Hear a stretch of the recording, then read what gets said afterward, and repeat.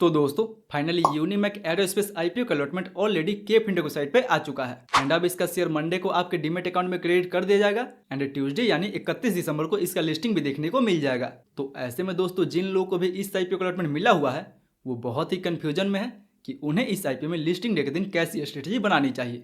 क्या उन्हें इस आईपीओ को लॉन्ग टर्म के लिए होल्ड करके छोड़ देनी चाहिए या फिर लिस्टिंग डे पे अपना प्रॉफिट बुक करके निकल जानी चाहिए। तो दोस्तों अगर सेम कंफ्यूजन आपके मन में भी है तो ये वीडियो बिल्कुल आपके लिए है, क्योंकि इस वीडियो में हम लोग इस आईपीओ के स्ट्रेंथ एंड रिस्क फैक्टर को देखते हुए बात करेंगे कि ये जो आईपीओ है वो लॉन्ग टर्म में कैसे परफॉर्म कर सकता है, ताकि इस आईपीओ में उनको भी प्रॉफिट हो सके जिनको भी इस आईपीओ का अलॉटमेंट नहीं मिला हुआ है। यानी क्या जिनको भी इस आईपीओ का अलॉटमेंट नहीं मिला हुआ है वो इस आईपीओ में फ्रेश एंट्री बना सकते हैं या फिर नहीं बना सकते हैं। एंड अगर फ्रेश एंट्री बना सकते हैं तो लॉन्ग टर्म के हिसाब से उन्हें फ्रेश एंट्री बनानी चाहिए या फिर शॉर्ट टर्म का व्यू लेके उन्हें इस आईपीओ में फ्रेश एंट्री बनानी चाहिए। सो इस वीडियो में बेसिकली दोस्तों हम इन दोनों लोगों के लिए बात करने वाले हैं, तो आप बस इस वीडियो के अंत तक जरूर देखें ताकि आपको लिस्टिंग डे पे इन आईपीओ में कैसी स्ट्रेटजी बनानी चाहिए उसका एक बेटर व्यू मिल सके। तो फिर चलिए बिना आपका समय गंवाए सीधा वीडियो में आगे बढ़ते हैं और सबसे पहले बात कर लेते हैं इस आईपीओ के लेटेस्ट जीएमपी के बारे में। तो दोस्तों अगर बात करते हैं इस आईपीओ के लेटेस्ट जीएमपी के बारे में तो फिलहाल इसके ग्रे मार्केट में लगभग 80 से 85% का डिमांड बना हुआ है।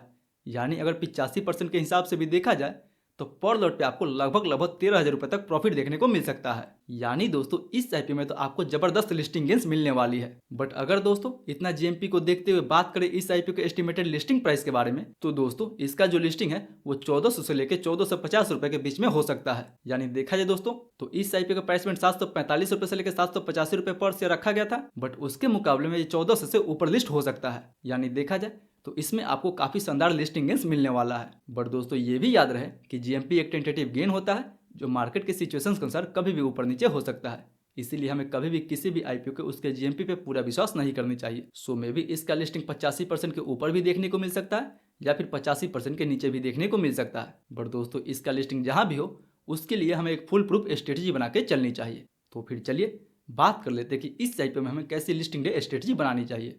तो दोस्तों इसके लिस्टिंग डे स्ट्रेटेजी में हम सबसे पहले बात करेंगे कि ये जो आईपीओ है वो लॉन्ग टर्म में कैसे परफॉर्म कर सकता है, ताकि इस आईपीओ में उनको भी प्रॉफिट हो सके जिनको भी इस आईपीओ का अलॉटमेंट नहीं मिला हुआ है। तो दोस्तों लॉन्ग टर्म या फ्रेश एंट्री के लिए हम सबसे पहले बात करेंगे इस आईपीओ के कुछ स्ट्रेंथ एंड कुछ वीकनेस के बारे में। तो सबसे पहले इस आईपीओ के स्ट्रेंथ के बारे में बात करें तो दोस्तों नोफेड की कंपनी जो फंडामेंटल है वो काफ़ी स्ट्रॉन्ग है, क्योंकि कंपनी के revenue profit and profit margin में हमें ईयर ऑन ईयर बेसिस पे काफ़ी अच्छा खासा इंक्रीज देखने को मिला है। वहीं ये एक ऑलमोस्ट डेट फ्री कंपनी है जिसका आरओई एंड आरओसी दोनों 50% के ऊपर है। यानी दोस्तों देखा जाए तो फंडामेंटल वाइज ये जो कंपनी है काफ़ी स्ट्रॉन्ग है। वहीं इस आईपीओ को आखिरी दिन तक काफ़ी तगड़ा सब्सक्रिप्शन मिला हुआ था। यानी दोस्तों देखा जाए तो तीसरे दिन तक इस आईपीओ को लगभग 185 गुना के आसपास तक सब्सक्राइब किया गया था। एंड इन टोटल में से केवल दोस्तों क्यूआईबी कोटा के बारे में बात करें तो क्यूआईबी कोटा इस आईपीओ को 335 गुना के आसपास तक सब्सक्राइब हुआ था। यानी आप सोच सकते हैं दोस्तों कि किसी भी आईपीओ को क्यूआईबी के द्वारा 335 गुना सब्सक्राइब करना कितनी बड़ी बात है। बट केवल क्यूआईबी के द्वारा ही नहीं दोस्तों बल्कि एनआईआई के द्वारा भी इसे 280 गुना के आसपास तक सब्सक्राइब किया गया था, जो कि काफी अच्छा नंबर है क्यूआईबी एंड एनआईआई का। वहीं देखा जाए तो ये कंपनी जिस सेक्टर में काम करती है उसमें काफी हाई एंट्री बैरियर है। यानी दोस्तों बहुत सारी कंपनियां इसमें आसानी से अपना कदम नहीं रख सकती है, तो ये एक कंपनी के लिए एडवांटेज के तौर पे देखा जा सकता है। वहीं कंपनी का प्रेजेंस ग्लोबल मार्केट में भी है, यानी कंपनी जो प्रोडक्ट बनाती है उसको ग्लोबल मार्केट में भी एक्सपोर्ट करती है, जो इस कंपनी के लिए काफ़ी अच्छी बात है। बट अगर दोस्तों इस आईपीओ के वैल्यूएशन के बारे में बात करें तो कंपनी ने अपना वैल्यूएशन काफ़ी फेयर रखा हुआ है।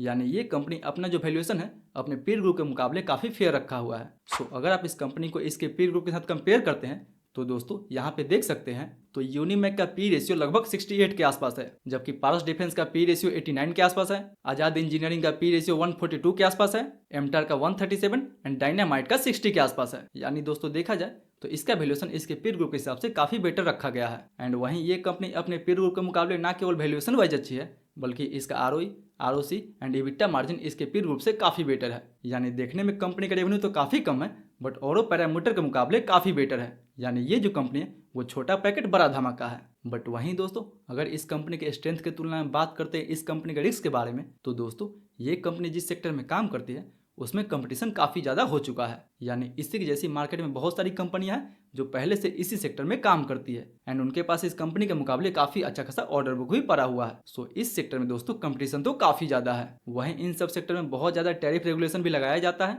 जिससे इस कंपनी के फंडामेंटल पे सीधा इफेक्ट पड़ता है। एंड जैसे कि दोस्तों अभी एविएशन इंडस्ट्री में हमें स्लो डाउन देखने को मिल रहा है तो उसका भी इम्पैक्ट इस कंपनी के ऊपर पड़ सकता है। सो अगर बात करें इन सारे फैक्टर को देखते हुए कि आपको इसमें फ्रेश एंट्री बनानी चाहिए या फिर नहीं बनानी चाहिए, तो दोस्तों ये जो कंपनी अपना IPO 68 के पी पे लेके आया था, एंड अगर ये लगभग 1450 रुपये के आसपास तक लिस्ट होता है तो इसका पी रेशियो पहुंच जाएगा 120 के आसपास। बट अगर दोस्तों इसका peer group and recently listed stocks Azad engineering का पी रेशियो देखते हैं तो वो ऑलमोस्ट 142 के आसपास है। सो अगर उस हिसाब से हम नॉर्मल 130 से 40 का भी पी रेशियो लेके चलते हैं तो देखा जाए तो नियर टर्म में ये लगभग 1700 के आसपास तक जा सकता है, यानी 1450 रुपये पर लिस्ट होने के बाद भी ये लगभग 1600 से लेकर 1700 के आसपास तक जा सकता है शॉर्ट टर्म में। बट हाँ दोस्तों, इस IPO में कोई भी फ्रेश एंट्री अपना रिस्क एंड अपना एनालिसिस लगाने के बाद ही ले। तो चलिए अब हम बात कर लेते हैं उनके लिए कि जिनको भी इस IPO का अलॉटमेंट मिला हुआ है उन्हें इस IPO में क्या करनी चाहिए। क्या उन्हें इस IPO को होल्ड करनी चाहिए या फिर लिस्टिंग गेंस लेकर निकल जानी चाहिए। तो दोस्तों अगर आप इस IPO में केवल शॉर्ट टर्म के लिए पैसा लगाए थे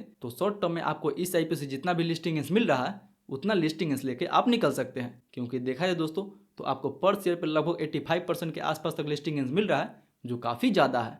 सो अगर आप चाहें तो इतना लिस्टिंग गेंस लेके निकल सकते हैं। लेकिन वहीं अगर आप इस IPO को लॉन्ग टर्म के लिए होल्ड करना चाहते हैं तो दोस्तों बिल्कुल आप इस IPO को लॉन्ग टर्म के लिए भी होल्ड करके छोड़ सकते हैं, क्योंकि देखा जाए तो लॉन्ग टर्म के लिए भी ये कंपनी काफ़ी अच्छा रहने वाली है। बट अगर आप इस IPO में दोस्तों रिस्क लेना नहीं चाहते हैं तो आप अपने प्रॉफिट को लॉन्ग टर्म के लिए होल्ड करके छोड़ सकते हैं, एंड जो भी आपका प्रिंसिपल कैपिटल है 15,000 के आसपास जो आपने इन्वेस्ट किया था उसको हाफ शेयर सेल करके निकाल सकते हैं, जिससे कि आपका रिस्क भी कम हो जाएगा एंड जो भी आपका प्रॉफिट है वो ईयर ऑन ईयर बेसिस पे कंपाउंड होते रहेगा। सो आप चाहे तो हाफ शेयर को सेल कर दें एंड हाफ शेयर को लॉन्ग टर्म के लिए होल्ड करके छोड़ सकते हैं। बट दोस्तों लिस्टिंग डे के दिन कोई भी डिसीजन आपको जल्दीबाजी में नहीं बनानी है। सबसे पहले आपको इस IPO के ओपनिंग प्राइस को देखना है, प्री IPO सेशन में ही इस IPO के वॉल्यूम को देखना है, उसके बाद ही आपको इस IPO में कोई भी डिसीजन लेनी चाहिए।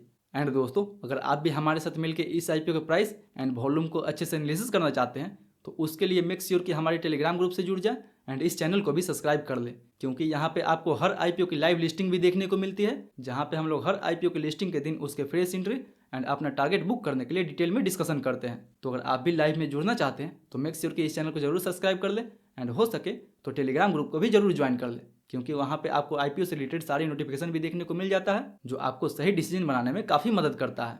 तो दोस्तों ये तो था मेरा पूरा व्यू इस IPO को लेके। आपका क्या व्यू है और किन किन को इस IPO का अलॉटमेंट मिला हुआ है और कौन कौन इस IPO में फ्रेश एंट्री लेने के लिए सोच रहा है वो हमें नीचे कमेंट करके जरूर बताएं। तो आई होप दोस्तों आज का ये वीडियो आपके लिए काफ़ी इन्फॉर्मेटिव साबित होगा। अगर वीडियो अच्छा लगे तो वीडियो को लाइक करें, चैनल को सब्सक्राइब करें एंड जो भी आपका सवाल है मेक श्योर के नीचे हमें कमेंट करके जरूर पूछे। मैं कोशिश करूँगा कि आपके कमेंट का 20 मिनट के अंदर रिप्लाई दे सकूँ। फिर मिलते हैं अगले वीडियो में, तब तक के लिए सेफ इन्वेस्टिंग।